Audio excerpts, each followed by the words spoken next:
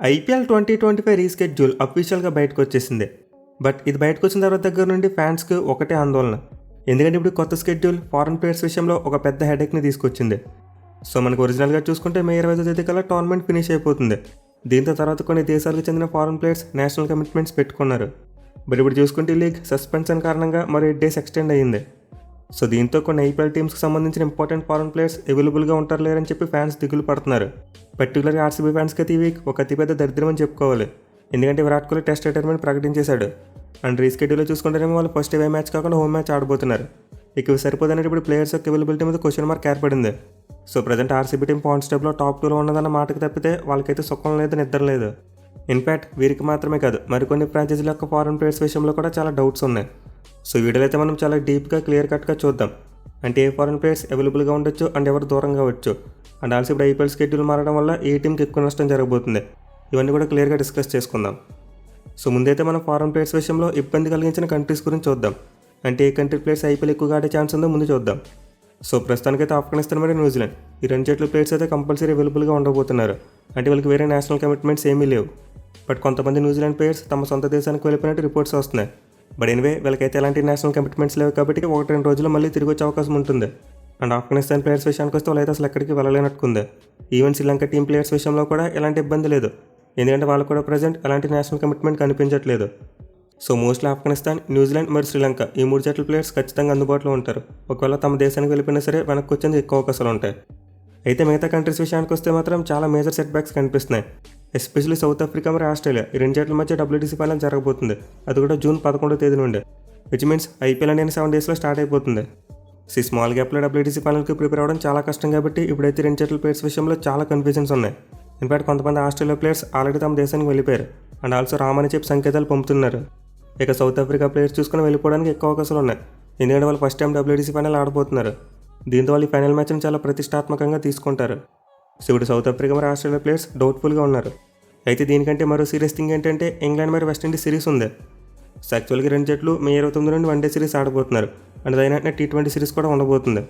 In fact West Indies వాళ్ళకి చూసుకుంటే మే 21 నుండి ఐర్లాండ్తో వన్డే సిరీస్ ఉంది. సో దీంతో ఇప్పుడు ఐపీఎల్ షెడ్యూల్ డైరెక్ట్గా వీటితో కొలైడ్ అయ్యాయి, విచ్ మీన్స్ ప్లేయర్స్ అందుబాటులో ఉంటారు లేదా చెప్పలేం. ఇన్ఫాక్ట్ వెస్టిండీస్ టీమ్ అయితే ఐర్లాండ్ మరియు ఇంగ్లాండ్తో జరిపే వన్డే సిరీస్ల కోసం స్క్వాడ్ని కూడా అనౌన్స్ చేసింది. సో స్క్వాడ్లో చూసుకుంటే షమర్ జోసెఫ్ ఉన్నాడు, షెర్ఫన్ రదర్ఫర్డ్ ఉన్నాడు అండ్ రొమారో షెపర్డ్ ఉన్నారు. అండ్ ప్రజెంట్ ఈ ముగ్గురు చూసుకుంటే ఐపీఎల్ ఆడుతున్నారు. సో వీళ్ళు లక్నో టీం అయితే షమర్ జోసెఫ్ని పెద్దగా యూజ్ చేసుకోవట్లేదు. బట్ షెర్ఫన్ రదర్ఫర్డ్ మరియు రొమారో షెపర్డ్ ఇద్దరు కూడా తమ టీమ్స్కి చాలా important players. Especially Gujarat team రదర్ఫర్డ్ని ఫస్ట్ మ్యాచ్ నుంచి ఆడిస్తున్నారు. వేరే ఆర్సీబీ టీంకి చూసుకుంటే షెపర్డ్ ఒక ఇంపార్టెంట్ ప్లేయర్గా మారిపోయాడు గత కొన్ని మ్యాచ్లుగా. సో దీంతో వీళ్ళిద్దరు కనుక వెళ్ళిపోతే ఖచ్చితంగా రెండు టీమ్స్కి చాలా డ్యామేజ్ జరుగుద్ది. మెయిల్ ఆల్రెడీ స్క్వాడ్స్లో వీళ్ళ నేమ్స్ ఉన్నాయి కాబట్టి ఖచ్చితంగా వెళ్ళిపోయేందుకు ఎక్కువ అవకాశాలు ఉంటాయి. బట్ నేను వెస్టిండీస్ పోటీ ఖచ్చితంగా BCCI మాట వినేందుకు అవకాశం ఉంటుంది. కేవలం ముగ్గురు ప్లేయర్స్ మాత్రమే కాబట్టి వీళ్ళ ముగ్గురికి మినహాయింపు ఇవ్వచ్చు. అంటే ముగ్గురు స్క్వాడ్ నుండి తప్పించి వేరే ప్లేస్ మ్యాచ్ చేసేందుకు అవకాశం ఉంటుంది. బట్ అలా కాకుండా నేషనల్ కమిట్మెంట్స్ కోసం వీళ్ళిద్దరూ మే 20న వెళ్ళిపోతే అప్పుడు ఖచ్చితంగా డ్యామేజ్ జరుగుద్ది రెండు టీమ్స్కి. జీటీ మరియు ఆర్సీబీ టీమ్స్ ఎక్కువగా ఎఫెక్ట్ అయ్యే ప్రమాదం ఉంటుంది. ఇక ఇంగ్లాండ్ ప్లేయర్స్ విషయానికి వస్తే ముందు చెప్పుకున్నట్టే మే 20 నుండి వీళ్ళకైతే వన్డే సిరీస్ ఉంది వెస్టిండీస్తో. అండ్ దెన్ అదైన వెంటనే T20 సిరీస్ కూడా ఆడబోతున్నారు. సో దీంతో ఇప్పుడు ఇంగ్లాండ్ ప్లేయర్స్ యొక్క అవైలబిలిటీ మీద కూడా క్వశ్చన్ మార్క్ ఏర్పడింది. ఎస్పెషల్లీ ప్లే ఆఫ్ మ్యాచెస్కి అందుబాటులో ఉంటారు లేదనేది ఇప్పుడు అయితే పెద్ద confusion. So original IPL schedule ప్రకారం చూసుకుంటే వీళ్ళ షెడ్యూల్ అయితే ఎక్కడ కూడా కొలైడ్ అవ్వలేదు. బట్ ఇప్పుడు ఎక్స్టెండ్ చేయడం వల్ల ప్లే ఆఫ్ మ్యాచెస్ అన్ని కూడా ఇంగ్లాండ్ సిరీస్తో కొలైడ్ అవుతున్నాయి. పైగా ప్రజెంట్ ఐపీఎల్ ఇంగ్లాండ్ ప్లేయర్స్ చూసుకుంటే చాలామంది ఉన్నారు. మెయిల్ ఇప్పుడు ప్లే ఆఫ్స్కి వెళ్ళే అవకాశం ఉన్న ఆర్సీబీ టీంలో ఏకంగా 3 ఇంగ్లాండ్ ప్లేయర్స్ ఉన్నారు. సో వీరిలో చూసుకుంటే ఫిల్ సాల్ట్, జాకబ్ బేథెల్ మరియు లియామ్ లివింగ్స్టన్ వీళ్ళ ముగ్గురు కూడా ఆర్సీబీ ప్లేయర్స్. అండ్ దాని తర్వాత చూసుకుంటే CSK టీం నుంచి జేమీ వార్టన్ మరియు శామ్ కర్న్ ఉన్నారు. అలాగే ముంబై టీంలో చూసుకునే 2 ప్లేయర్స్ ఉన్నారు, రీస్ టాప్లే మరియు విల్ జాక్స్. ఇక చివరిగా గుజరాత్ టీం నుండి జాస్ బట్లర్, అలాగే ఆర్ఆర్ టీం నుండి Jofra Archer. So most likely 9 players England one day మరియు T20 సిరీస్కి సెలెక్ట్ అయ్యేందుకు అవకాశాలు ఉన్నాయి.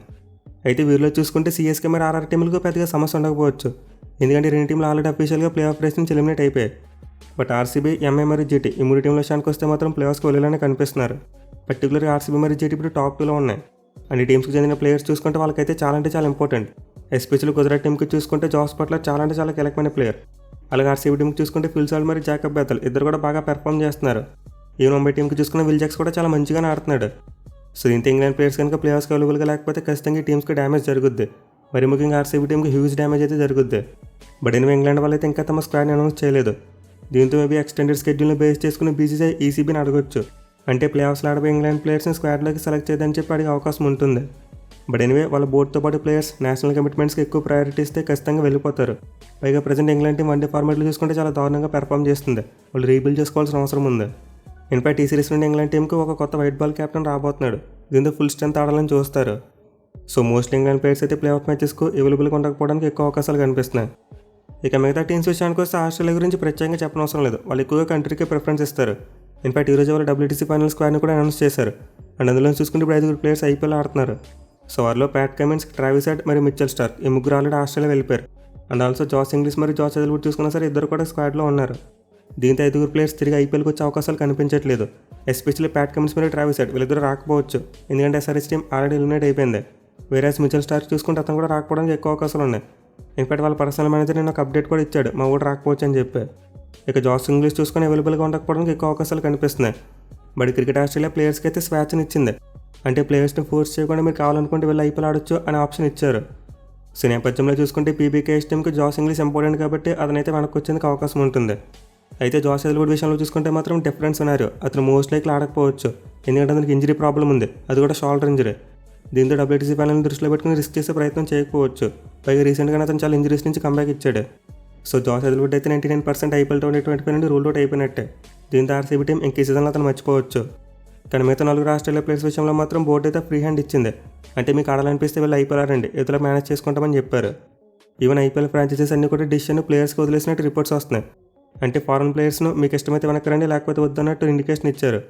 ఎందుకంటే ఇండియా పాకిస్తాన్ యుద్ధ నేపథ్యంలో కొంతమంది ఫారెన్ ప్లేయర్స్ భయం వ్యక్తం చేస్తున్నారు. సెక్యూరిటీ విషయంలో పూర్తి నమ్మకంతో లేరు. దీనివల్ల IPL ఫ్రాంచైజీస్ ఎవరిని కూడా వెనక్కి తిరిగి రమ్మని ఫోర్స్ చేయట్లేదు. సో దీంతో నాకు తెలిసి ఆస్ట్రేలియా ప్లేయర్స్ అయితే వెనక్కి వచ్చేందుకు ఎక్కువ ఆసక్తి చూపించరు. మోస్ట్ లైక్లీ అవాయిడ్ చేయడానికి చూస్తారు. ఇక చివరిగా సౌత్ ఆఫ్రికా విషయానికి వస్తే ఈ టీం నుండి ఏకంగా 10 ప్లేయర్స్ కనిపిస్తున్నారు. అండ్ వారిలో most of the players WTC final ఆడబోతున్నారు. సో సౌత్ ఆఫ్రికా టీం నుంచి చూసుకుంటే రియాన్ రకల్టన్ మరియు కార్బిన్ బాష్ ఇద్దరు ముంబై ఇండియన్స్కి ఆడుతున్నారు. అండ్ నేడన్ మార్క్రమ్ మరియు మ్యాథ్యూ బ్రెత్కేజ్ ఇద్దరు కూడా లక్నో టీం తరఫున ఆడుతున్నారు. ఇక తర్వాత కగిసో రబాడా మరియు జెరాల్డ్ కోజ్జా GT ప్లేయర్స్. అలాగే తర్వాత PBKS నుండి మార్క్ హెన్సన్, RR టీం నుండి మఫాకా, DC టీం నుండి స్టబ్స్ అండ్ చివరికి RCB టీం నుండి లుంగి ఇంగిడి. ఈ 10 ప్లేయర్స్ WTC ఫైనల్ ఆడేందుకు ఎక్కువ అవకాశాలు కనిపిస్తున్నాయి. మళ్ళీ 10 మందిలో 9 మంది అయితే చివరికి సౌత్ ఆఫ్రికా ఆడిన టెస్ట్ మ్యాచ్ ఆడారు. కేవలం లుంగి ఇంగిడి విషయంలో మాత్రమే కొంతవరకు హోప్స్ ఉన్నాయి. కానీ మిగతా 9 మంది ప్లేయర్స్ మాత్రం సౌత్ ఆఫ్రికా టెస్ట్ టీంలో రెగ్యులర్గా ఆడుతున్న వాళ్ళే. సో దీంతో వాళ్ళంతా కనుక WTC ఫైనల్ ప్రిపరేషన్ కోసం ఎర్లీగా వెళ్ళిపోతాయి. అంటే లీగ్ స్టేజ్ అవగానే వెళ్ళిపోతే ఖచ్చితంగా చాలా టీమ్స్కి డ్యామేజ్ జరుగుద్ది. ఎస్పెషల్లీ ముంబై మరియు గుజరాత్ టీంలు ఎక్కువగా నష్టపోవచ్చు. ఎందుకంటే 2 జట్లు ప్లేయర్స్కి వెళ్ళేందుకు ఎక్కువ అవకాశాలు కనిపిస్తున్నాయి. అలాగే స్టబ్స్ మరియు మార్క్రమ్ వెళ్ళిపోవడం కూడా ఈ టీమ్స్కి కొంతవరకు డ్యామేజే. బట్ ఇన్వే నాకైతే సౌత్ ఆఫ్రికా ప్లేయర్స్ ఎక్కువగా కంటిన్యూ అయ్యేందుకు అవకాశాలు కనిపిస్తున్నాయి. అంటే లీగ్ స్టేజ్ అవగానే ఎవరైతే ప్లే ఆఫ్ రేసులు లేరో వాళ్ళు ఇంటికి వెళ్ళిపోతారు. బట్ మిగతా ప్లేయర్స్ ప్లే ఆఫ్స్ ఆడేసి ఆ తర్వాత టీంతో చేరే అవకాశాలు ఉంటాయి. ఎందుకంటే సౌత్ ఆఫ్రికా బోర్డ్ మన BCIకి చాలా క్లోజ్గా ఉంటుంది. అండ్ ఆల్సో వాళ్ళ ప్లేయర్స్ చూసుకున్న ఆల్రెడీ SA20లో ఆడుతున్నారు మన IPL ఫ్రాంచైజ్ తరఫున. సో దీంతో సౌత్ ఆఫ్రికా ప్లేయర్స్ విషయంలో పెద్దగా సందేహం ఏం పెట్టుకునే అవసరం లేదనుకుంటున్నా. ఇన్ఫాక్ట్ ఇప్పటివరకు చూసుకుంటే బ్రేక్ టైంలో చాలా తక్కువ మంది ప్లేయర్స్ మాత్రమే బయటికి వెళ్ళారు. Most of the south Africa players తమ ఫ్రాంచైజ్తోనే ఉన్నారు. సో నాకైతే పెద్దగా సౌత్ ఆఫ్రికా ప్లేయర్స్ విషయంలో డౌట్స్ ఏం కనిపించట్లేదు. బట్ ఆస్ట్రేలియా మరి ఇంగ్లాండ్ ప్లేయర్స్ అయితే ఖచ్చితంగా తప్పేయడానికి ఎక్కువ అవకాశాలు ఉన్నాయి. పర్టికులర్ ఇంగ్లాండ్ వాళ్ళు మనకి ఎప్పటికప్పుడు హ్యాండ్ ఇస్తూ ఉంటారు. సో ఇప్పుడు నేను చెప్పుకున్న టీమ్స్ యొక్క ప్లేయర్స్ చూసుకుంటే ఒక RCB టీం నుండి ఏకంగా 6 ప్లేయర్స్ కనిపిస్తున్నారు. అంటే Phil Salt, Jacob Bethell, Liam Livingstone, Josh Hazlewood, Lungi Ngidi మరియు రొమారో షెపర్డ్ ఈ 6 ప్లేయర్స్ ప్రజెంట్ RCB టీంలో ఉన్నారు. అండ్ వీళ్ళు హెజల్వుడ్ మోస్ట్ లైక్లీ ఆడకపోవచ్చు. దీంతో మిగతా ప్లేయర్స్ కూడా వెళ్ళిపోతే ఇంకా RCB టీంకి చాలా డ్యామేజ్ జరిగిపోద్ది. వాళ్ళు ప్లేయర్స్కి వెళ్ళినా సరే కప్పు కొట్టడం అంత ఈజీగా ఉండదు. కేవలం వాళ్ళకి టీమ్ డేవిడ్ మరియు నోవన్ తుషారా మాత్రమే ఎలాంటి డౌట్స్ లేకుండా అందుబాటులో ఉన్నారు. అలాగే లుంగి ఇంగిడి విషయంలో కూడా కొంతవరకు హోప్స్ పెట్టుకోవచ్చు. బట్ మిగతా 5 ప్లేయర్స్ మాత్రం ఉంటారో లేదో చెప్పలేం. ఇక మిగతా టీమ్స్లో చూసుకుంటే గుజరాత్ టీం కూడా ఎక్కువ డ్యామేజ్ జరగచ్చు. ఎస్పెషల్లీ జాస్ బట్లర్ వెళ్ళిపోతే వాళ్ళకి పెద్ద డ్యామేజ్ జరుగుద్ది. కానీ రబాడా మరియు కాజా విషయంలో వాళ్ళు ఆల్రెడీ మేనేజ్ చేయగలిగారు. అలాగే రూదర్ఫర్డ్ కూడా కొన్ని మ్యాచ్లు లేకపోయినా వాళ్ళు బాగానే మేనేజ్ చేశారు. సో గుజరాత్ టీంకి జాస్ బట్లర్ విషయంలో ఎక్కువ టెన్షన్ ఉంటుంది. ఇక మిగతా టీమ్స్ చూసుకుంటే పెద్దగా డ్యామేజ్ ఏం జరగకపోవచ్చు. కేవలం DCకి మాత్రమే కాస్త ఎక్కువ డ్యామేజ్ కనిపిస్తుంది. బోత్ స్టార్క్ మరియు స్టబ్స్ ఇద్దరు కూడా చాలా ఇంపార్టెంట్ ప్లేయర్స్. దీంతో వాళ్ళ DC టీం ప్లే ఆఫ్స్కు క్వాలిఫై అయినప్పుడు ఇద్దరు లేకపోతే వాళ్ళు ఖచ్చితంగా ఎంతకంత బ్యాక్లాష్ ఫేస్ చేస్తారు. అలాగే ముంబై టీం విషయంలో కూడా రియాన్ రకల్టన్ మరియు విల్ జాక్స్ కూడా చాలా important players. Even Corbin Bosch కూడా గత కొన్ని మ్యాచ్లో బాగానే ఆడుతున్నాడు. దీంతో ఒకవేళ ప్లేయర్స్లో వీళ్ళు అందుబాటులో ఉండకపోతే ముంబై టీం కూడా చాలా డ్యామేజ్ జరుగుద్ది. ఎస్పెషల్లీ వాళ్ళకి సరైన బ్యాకప్ వికెట్ కీపర్ లేడు. సో ప్రస్తుతానికైతే RCB, GT, ముంబై మరియు DC ఈ 4 జట్లకు ఎక్కువ డ్యామేజ్ జరిగేలా కనిపిస్తుంది.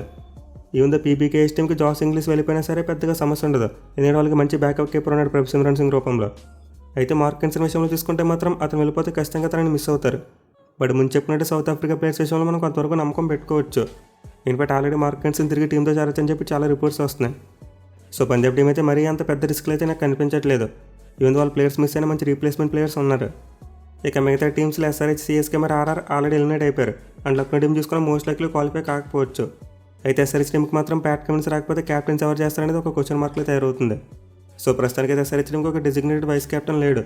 దీంతో కమిన్స్ రాకపోతే ఎవరు క్యాప్టెన్సీ చేస్తారనేది చాలా ఇంట్రెస్టింగ్ ఉండబోతుంది. ఏదర్ క్లాసన్ లేకపోతే అభిషేక్ శర్మ ఇద్దరి మధ్య కాంపిటీషన్ ఉండొచ్చు. సో చూడాలి మరి ఫ్రాంచైజెస్ ఒకవేళ ఫారెన్ ప్లేయర్స్ తిరిగి రాకపోతే ఎలా మేనేజ్ చేస్తారనేది.